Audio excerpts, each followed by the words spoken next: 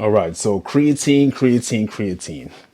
Creatine is definitely what's hot in the streets right now, especially among older people. I'm getting questions about creatine pretty much every day now. I don't know what's happening with social media algorithms right now on creatine, but everybody and their mother and grandmother and great grandmother is asking me about creatine. So first, what is creatine? Creatine is something that is produced naturally in your body, and you can also get it from meat sources, but in very insignificant amounts. You get ATP from the foods that you consume and oxygen. ATP, adenosine triphosphate, can't be stored by the body unless it's using creatine. The reason why that phosphate part in adenosine triphosphate is so important is that an enzyme called creatine kinase can cleave off one of the phosphate groups on the ATP molecule and create what's called creatine kinase, which is also another name for creatine that people tend to use interchangeably. And that allows muscles to store ATP for later use by allowing that phosphate group from the creatine to be added to ADP, which is adenosine diphosphate, and create more energy when needed. So essentially, when your muscles need more ATP, creatine kinase will just run that reaction in reverse. So typically ATP that's already stored in your muscle cells will be useful for about 5 to 6 seconds. Anything past that, your body starts to break down creatine phosphate stores to add more ATP so that you can do an anaerobic activity that's an activity that doesn't require oxygen for a bit longer so that your cells have more energy for use. So anything longer than 10 to 15 seconds would essentially be an aerobic activity requiring a different energy source, namely oxygen and or oxidative phosphorylation. So if you're somebody that resistance trains, and you should be, this allows you to resistance train that much harder.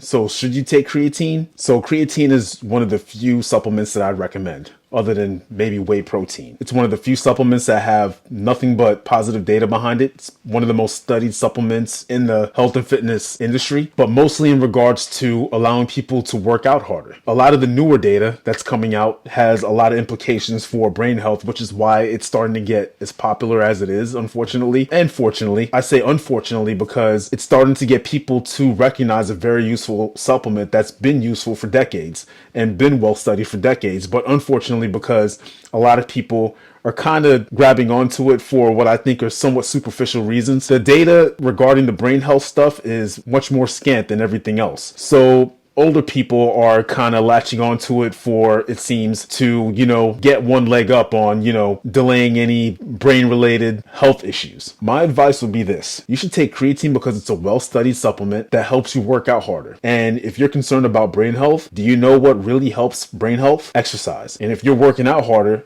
that will no doubt have positive implications for your brain health. I do take creatine. I cycle it on and off. Sometimes I don't like the fact that it makes me hold a little extra water. Just take note that most of the water that is being held is intracellular, meaning that it's going to be within your muscles, not subcutaneous. So it's not necessarily bad. But as a guy that likes to do calisthenics or body weight exercises, you can feel the difference of 1 or 2 pounds pretty significantly sometimes. You also have to take it consistently. There's what's considered a loading phase, where it's recommended that you take at least 5 grams every day for around 2 to 3 weeks. And then you can lower it from there to around 3 to 2 grams a day.